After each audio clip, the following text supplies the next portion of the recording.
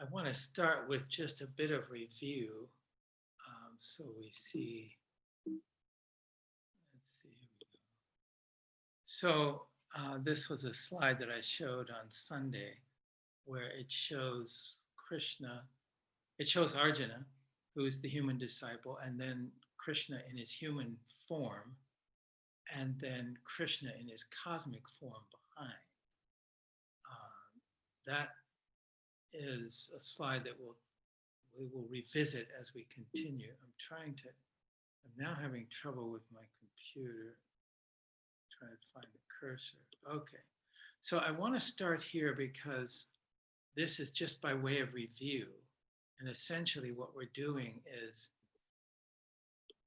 kind of part of where we left off last time, where Krishna makes this promise, all those who take refuge in me.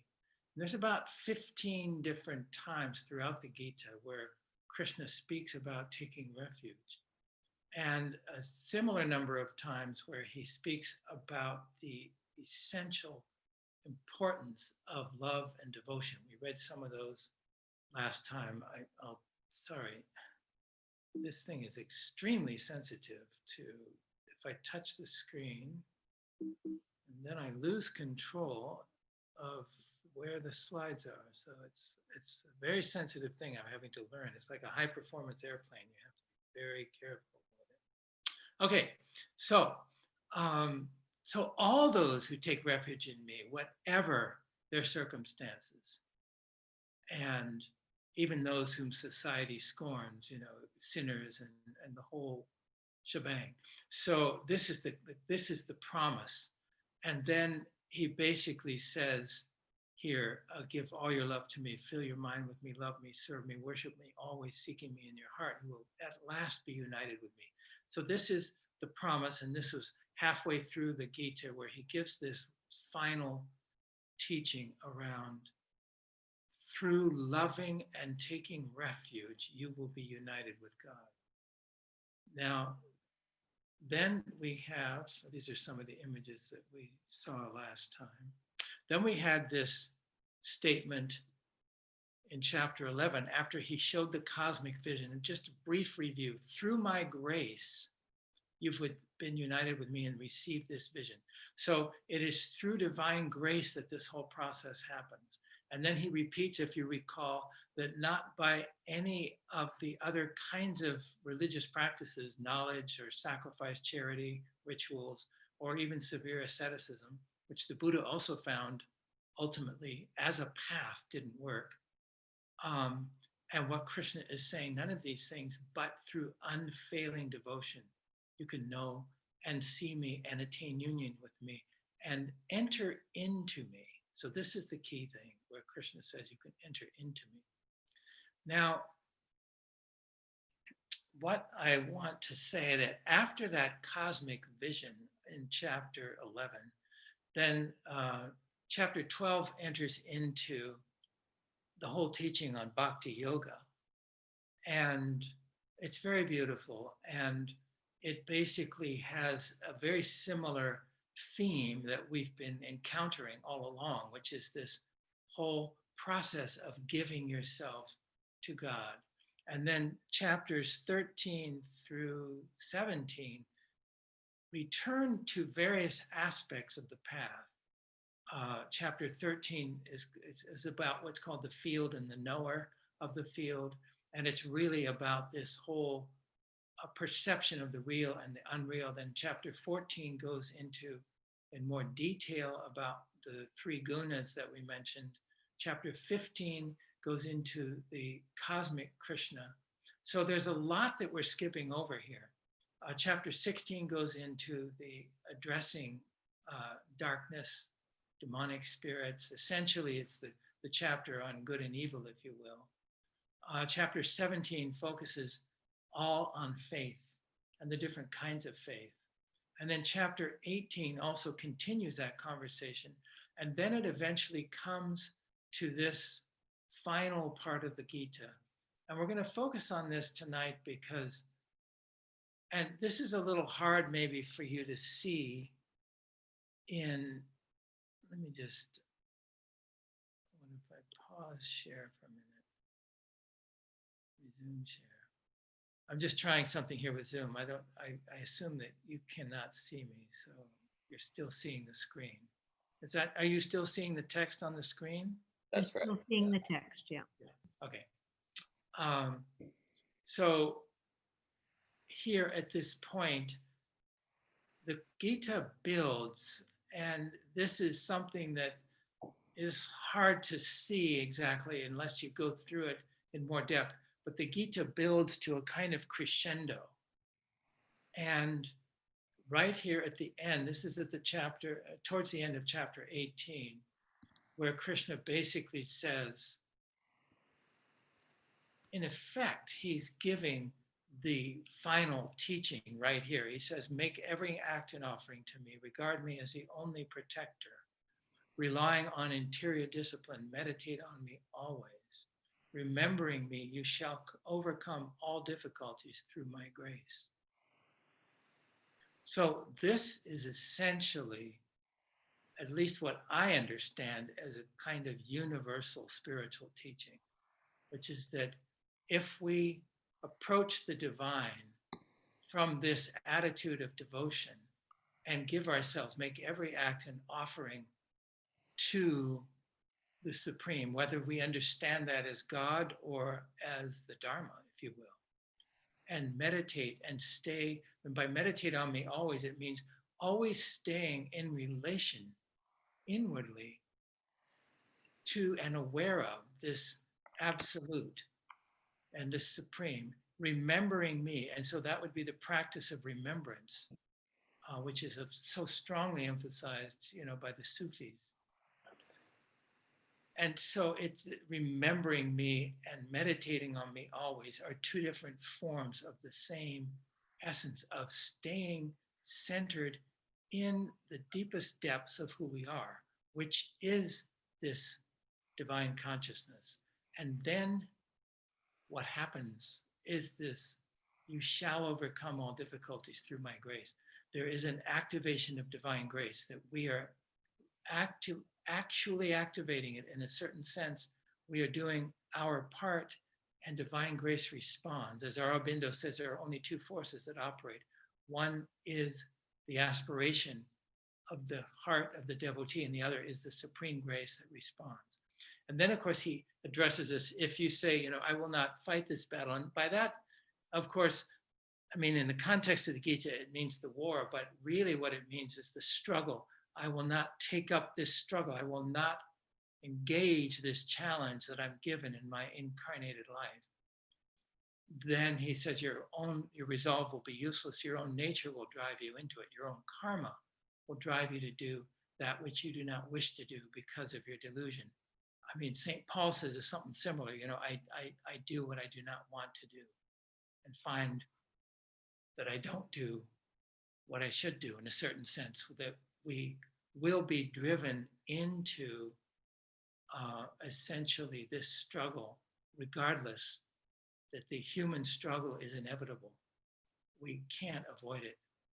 And then he says this very interesting thing: the Lord dwells in the hearts of all creatures and whirls them around upon the wheel of Maya. This is sometimes translated as whirls them around as if mounted on a machine. So there's a certain sense that the Lord dwells in the hearts of all creatures and is basically driving them. And if you focus outwardly, then you're in this kind of cosmic drama. But if you focus inwardly, run to him for refuge with all your strength, and peace profound will be yours, again, through divine grace. So basically, you're running to the center of that wheel, to the hub, around which the entire cosmos pivots. And then peace profound will be yours. And now here he's just said this, and then in the next few verses, he says it again. And this is what is called the supreme secret of the Bhagavad Gita. And the reason it's called that is it's Krishna himself who says this is the highest secret. So he says, I give you these precious words of wisdom. And in some sense, those are the words he's just spoken. And they're also, well, they are the words he's just spoken, because he said, I give you these words of wisdom, reflect on them, and then do as you choose. Then he says, these are the last words I shall speak to you. So these words of wisdom that he's asking us to reflect on could either be the ones he's just given or the ones he's about to give. And it turns out they are basically the same. You'll see this. But he says, these are the last words I shall speak to you, more secret than all that is secret, for you are very dear to me. And this is the beauty. I'm coming back here for a moment. If you reflect on this, and as I, again, to me, it's a very deep intimacy that Krishna is speaking to here. He's basically saying, you are my beloved. You, Arjuna, are my beloved. You are very dear to me. And so I'm going to share this deepest secret that is more secret than all that is secret with you. And then Krishna shares this deep secret, which we will go through in a moment. But I want to, and I don't often do this, so this is a little slightly, what's the word? It's a very intimate part of the scripture. For me, it's a very, very deep song of God in the heart. And as we spoke of earlier, the Gita means song of the Lord. So it's music. It's really the message from God to the human soul. And this particular supreme secret is called the Charama Shloka. It's the ultimate verse. It is the crowning moment of the entire revelation that comes through the Gita. And it's where Krishna basically says, I'm sharing this deepest secret with you because you are my beloved. So I'm going to sing it.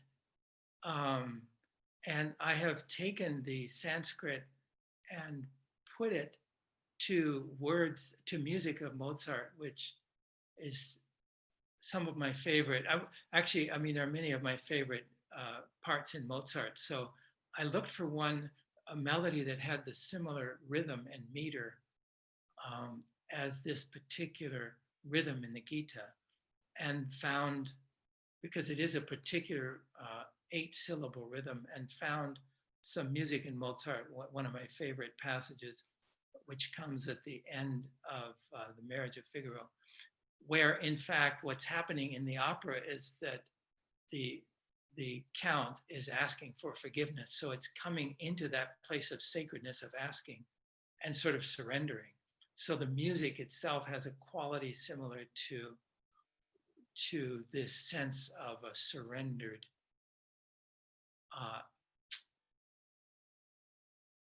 stance, if you will.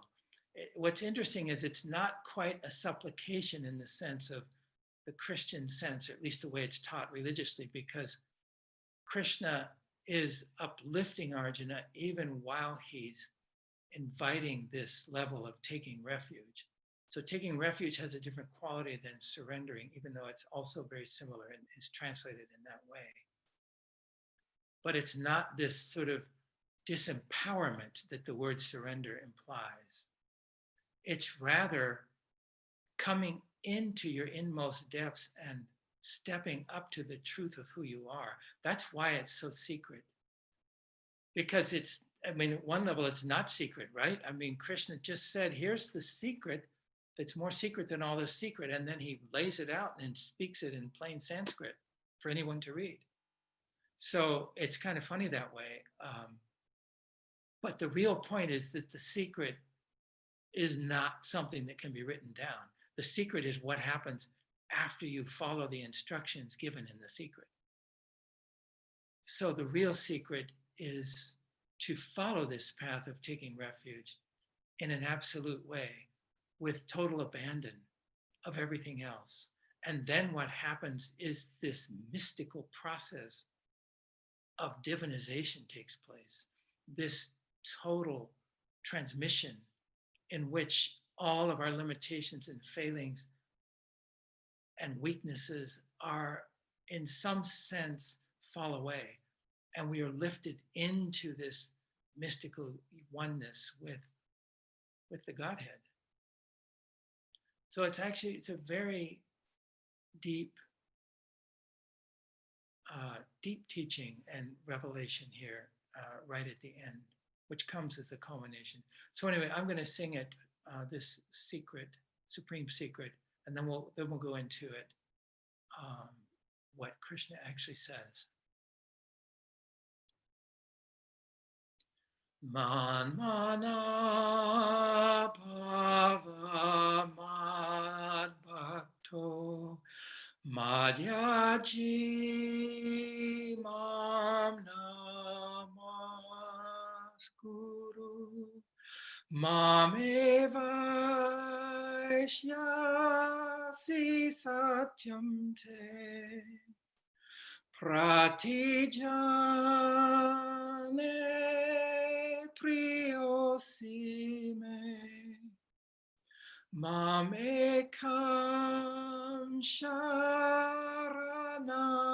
vraja om purushottama om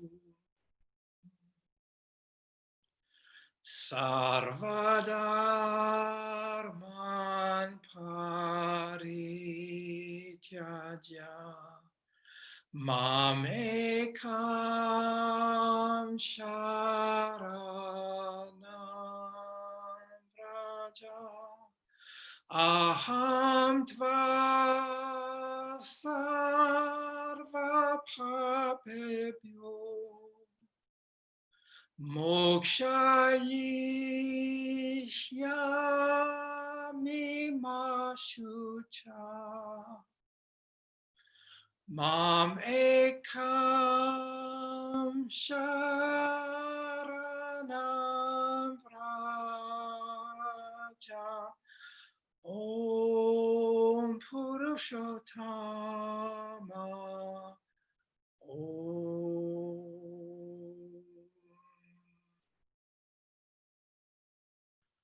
Om Shanti Shanti Shanti.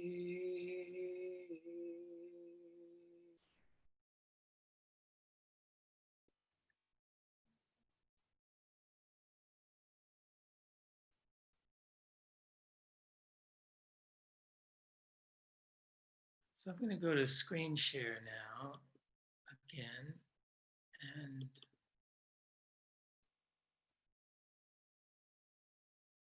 so that Sanskrit that I just sang is these last two bullet points here.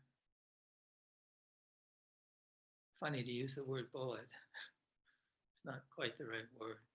So the first one, be aware of me always. Manmana bhava really means to be my-minded, to put on the mind of Krishna, put on the mind of Christ, if you will. Adore me, make every act an offering to me. This is also madhyaji. It also means to essentially, it's really to bow down to me, but it really means to kind of offer yourself fully to me. And you shall come to me. This I promise, for you are dear to me. So this is a promise that he's been making repeatedly. It's because you are dear to me that I make this promise. And it is the promise of the lover being united with the beloved. So it's a very intimate and sweet promise. And then Krishna says, abandon all dharmas, abandon all supports, but it really is the word dharmas. It's all of the different practices, and take refuge in me alone. I shall purify you from the sins of the past. Do not grieve. So here Krishna is basically saying all of the limitations, all of the failings, all of the mistakes, it'll all be washed away, and that you will be lifted up into union with God, with the Supreme.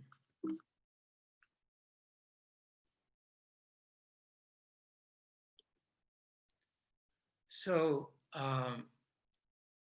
I want to share with you some of the interpretations. We'll come back to this in a moment. I'm going to stop share again. I want to read to you a couple of the great commentaries on this verse so that you can understand the meaning of it more deeply than I can convey. One is from Aurobindo, Sri Aurobindo, who we've been referring to periodically, and he's one of the great 20th century sages. And he talks about how this final teaching of Krishna, this is what he calls the supreme word, the most secret of all, the Guhyatamam, which means, the most secret. And he says this.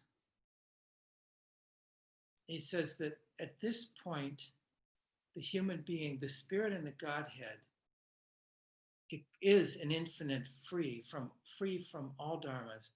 And although the spirit, the God, conducts the world according to fixed laws and leads the human being through their dharmas, their various dharmas of ignorance and knowledge, sin and virtue, right and wrong, liking and disliking and indifference, pleasure and pain, joy and sorrow, and through all of the physical, intellectual, emotional, ethical, and spiritual forms and rules and standards and rituals. Nevertheless, the Spirit and the Godhead transcends all these things. And if we too, here's the key. This is the message from God to the human being. If we too can cast away all dependence on these dharmas and surrender ourselves to this free and eternal spirit, taking care only to keep ourselves absolutely and exclusively open to this spirit, trust in the light and power and delight of the divine in us, unafraid and ungrieving, accept only the guidance of this spirit, then that is the truest and the greatest release. And that brings the absolute and inevitable perfection of ourself and our life and our nature. And this is the way that is offered. And this is the highest teaching of the Gita. So basically, that we, by giving ourselves completely to God, we're invited into this total participation in the infinite freedom and expanse and divinity of the divine being. And this is a kind of a releasing and a shedding of all human limitation, if you will. And yet it takes place right here in the incarnated form of humanity. This is part of the remarkable part of this teaching. Because one thing that's very important that happens here, when Krishna comes to this place, before he was saying, take refuge in God, run to him, and peace profound will be yours. But at this point, Krishna moves from the third person to the second person, and he's speaking directly to the human soul. It's God speaking directly to the human soul. And he's saying, because you are my beloved, make me your beloved, and we will seal this union in love, in this divine love, and in this divine grace. And what he doesn't say is that when that happens, that the human soul is lifted in a certain sense out of itself and into oneness, and basically into a kind of divinization in which we are then led into God's infinite grace and mercy and wisdom. And we literally live that. And we participate directly in it. And we have this, as Ramakrishna describes it so beautifully, have this experience of absolute oneness with it. And then, because it's so exalted and so magnificent, we, in a certain sense, separate it ever so slightly in order to experience that glory and that divinity. And then it's so sweet that we dissolve back into it. So we sort of move back and forth between this oneness and this ever so slight separation in order to experience the glory of this divinity. And, the mystics speak about it in different ways. Roysbrecht says that we behold what we are and we are what we behold. So we behold what we are. So when we're beholding what we are, we're separate because we see this God and then we see that that's what we are. But then because we are what we behold, we dissolve into it. We actually become that which we are beholding. And so there is this glory of the human soul being the divine being, and yet also being the human being. And this intimacy, this infinite intimacy of lover and beloved. And that is the part that Krishna is really speaking to, that is promising so profoundly here. And one of the commentators, I want to read one other commentator. This is from a Westerner actually named Krishna Prem, who went to India in 1920 or so and lived there the rest of his life. A very remarkable devotee of Krishna, who also studied Buddhism very intensely. And anyway, I could go on and on about him. Sometime I'll speak more at length about Krishna Prem, because he was, I think, one of the most remarkable Western devotees of the Eastern traditions that I know of, and had a very profound revelation and had direct transmission from Ramana, Maharshi, and also met with Aurobindo. In fact, one of the stories I love, when he went to Aurobindo and went to his ashram in Pondicherry. I mean, here's Aurobindo, one of the greatest sages of the 20th century, and Aurobindo was there with his consort, Sweet Mother. And Krishna Prem went, and he was received by them.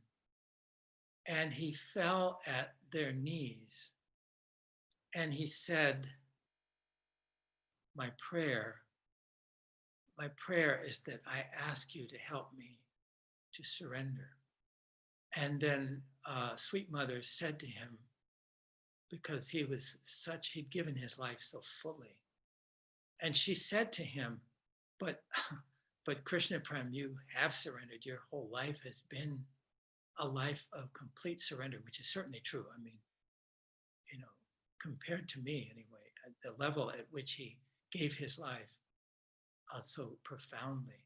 And he responded and he said, not enough, not enough. Because the surrender is really infinite. There's an infinite level of self-giving that every fiber of our being is somehow given in an act of devotion. And in that surrender, it's not an act of weakness. It's an act of tremendous courage and absolute trust and faith. And in that act, there is this total divinization that takes place, which is what the supreme secret is. It's not something that can be written down. It's not something that can be spoken of. And it's not something that's written about anywhere in any of the scriptures. It's alluded to, but it becomes this supreme participation fully in the divine and cosmic mystery. So this is what Krishna Prem says. he's speaking about the nature of this journey. And he says, the one thing necessary is that we should abandon the supports on which we have hitherto based and propped up ourselves. The supports of wealth and social position, of learning, of virtue, all these supports that have enabled us to say, I am a person not without importance in the world. All these trumpery pedestals we must abandon and base ourselves on the one alone who is the support of all the worlds. And then to the soul freed of its entanglements with self, freely placing its hand in the hand of the ever-free Krishna, comes the free gift of love. Those who attempt to stand on the basis of their own personal merits, good deeds, yogic skill, or philosophic insight must stand the test of having them examined in the fire. And if they fail the test, they are still bound.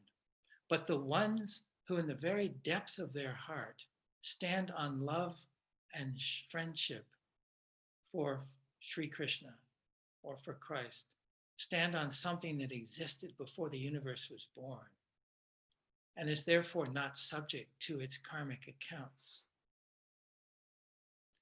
This is the taking refuge in Krishna, which, when accomplished, frees the disciple from all other duties. No longer have they to think of anything else, nor any attending to their separate vehicles, because their whole life on all levels is consecrated to him and belongs to him alone. And gradually, the beloved Krishna becomes more and more the very heart and the very focus of their life, until no thought or no action is performed except in this divinized consciousness. So this is the supreme secret. I mean, it's so simple to speak of, but to actually give ourselves to that is, at least in my understanding, the highest or the deepest purpose of human existence, is really to offer ourselves back to the very source that created us in love and service and devotion. And then our whole life and our whole being becomes a radiant, living manifestation of the divine. And this is how I understand the deep teaching of the Gita, the deep teaching of Christ. And I want to just briefly summarize, going back to the screen, some of the parallels between Krishna and Christ, because they are so close, and then conclude with what Charles Fillmore had to say about this. So coming back here. So if we go back to compare these two images, here you have Arjuna there, and then you have Krishna, the incarnated human Krishna, and behind him, the cosmic Krishna, who is really the God in the form of Krishna. And then we have the incarnated Jesus here, and then we have the Christ, which is, in a sense, Christ is the only begotten Son of God, right? And Jesus is an incarnation of Christ. So we have the Christ, and then we have the manifestation of the Christ in the flesh, which is Jesus. And very similarly here, I can get we have the cosmic Krishna, and then we have the incarnation of that cosmic Krishna, also called the Purushottama in the Bhagavad Gita, in the form of Krishna. So Krishna is the living incarnation of God, or of Purushottama. Jesus is the living incarnation of Christ, or the only begotten Son of God. And so you have these very remarkable parallels between Christ and Krishna. And here's just a few of them, just going through. They're both understood to be sons of God. They were both divinely conceived. Their births were both foretold. So they were also both born in unusual places. in a manger. Krishna was born in a prison cell. And he also had an immaculate conception in the sense that his father and his mother conceived him just by loving each other, because they were in this prison cell and they were chained to the walls on opposite sides of the cell, several meters apart. So they couldn't get to each other. And yet through their love, Krishna was conceived without a physical, engagement. So there's that kind of interesting parallel there with the sense of a non-physical conception, if you will. That's actually not the Immaculate Conception. That refers to Mary. But the idea that Jesus was born without, a kind of human conception is similar there with Krishna. They were both, saved from untimely deaths until, of course, they then both died in a similar way. They were both, certain evil could not touch them. Christ is depicted as a shepherd, Krishna as also a cowherd. They came at, of course, a particular time when their respective countries were in very difficult circumstances. They both died of wounds that pierced their flesh. Krishna was shot by an arrow, allowing himself to die. There's a whole story in the Mahabharata about that. Their teachings, of course, are very similar. They're both regarded as fully human and fully divine. They were both understood to be saviors of humankind who came at a particular time to basically as a blessing and salvation for their people. Christ said, "I am the way, the truth, and the life. No one comes unto me or unto the Father except through me." Krishna said, "I am the way, the supporter, the Lord. I am the Father of the universe. Neither the multitude of gods nor the sages know my origin, for I am the source of all the gods and the great sages." So what does this mean?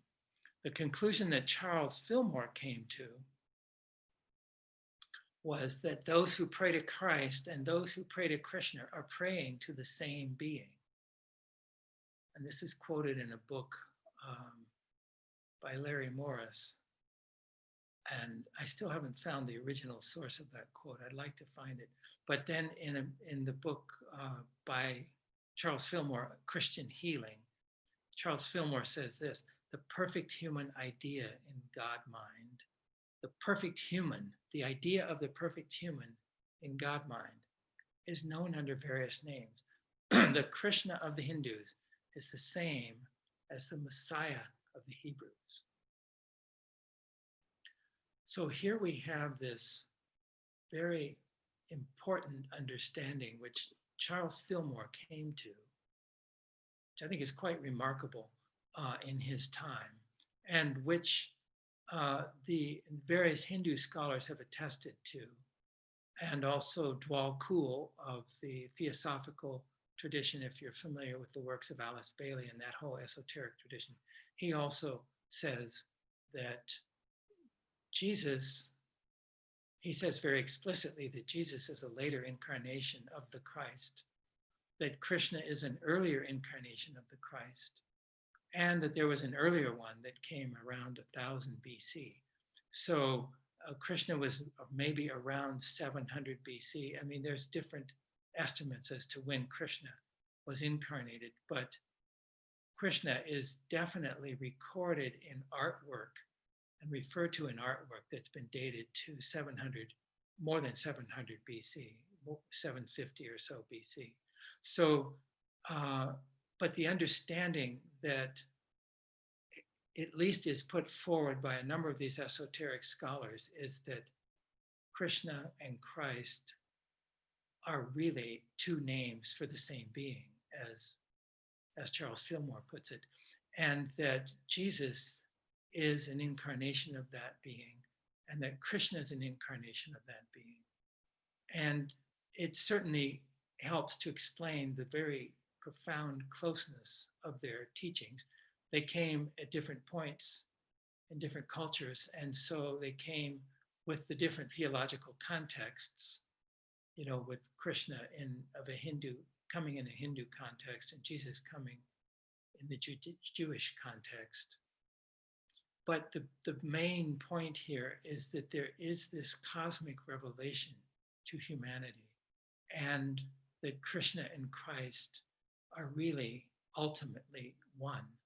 And in a certain sense, we find it a kind of validation from that in the Quran, where the Quran basically says that all of the 124,000 prophets and messengers of God brought the same message, and that God makes no distinction between any of them. So in a certain sense, there is this unity in these profound teachings and teachers that came and incarnated here on earth. So I want to bring it to a close with this and just say that I find the importance of this, is, to me anyway, is not sufficiently brought forward. The great interspiritual mystic Raimundo Panikar, some of you may know of his work, and he wrote a book, he written, I don't know, 30 books or more, but one of his books is called Christophany. And in that book, he speaks to the fact that he very specifically says Jesus is fully Christ, but Christ is not limited to Jesus. Christians do not have a monopoly on Christ.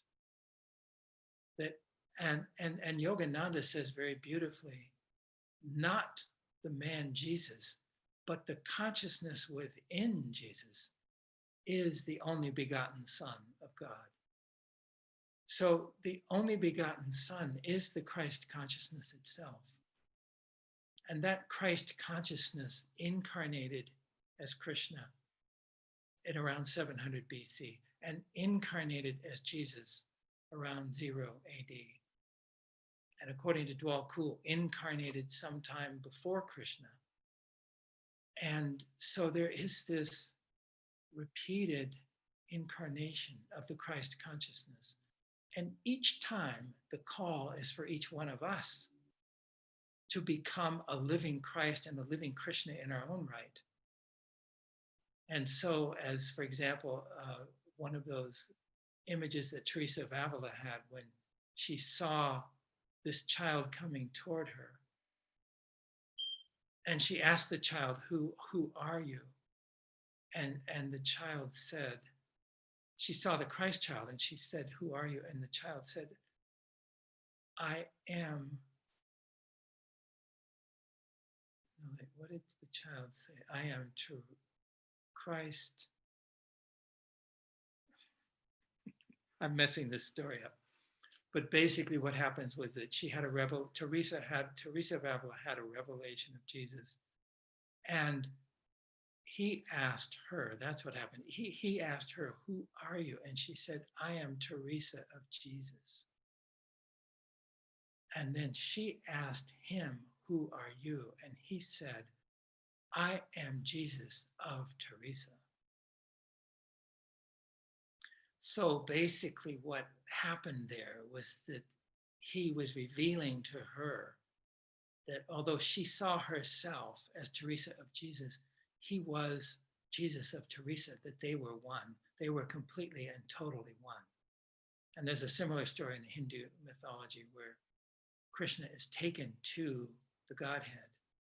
And basically the Godhead tells Krishna that he is a second, takes Arjuna, the human disciple, to the Godhead and tells Arjuna that he's the second Krishna, which would be equivalent to telling Teresa that she is a second Christ. So all of these examples and stories are really held out to us as our spiritual destiny. Each one of us is called to be a Christ in our own right, and called to that level of self-giving in which that mystical union will take place in the depths of our own being. And that is what I understand is the final and supreme teaching of the Gita, and where it meets with the teaching of Christ. So thank you for this. Thank you for listening and following this thread with us over these last 4 weeks. The Gita is a very deep scripture, and there's a lot that we haven't gone into, but I do feel that we've, at least as best as I am able, tapped into what is its deep message and promise.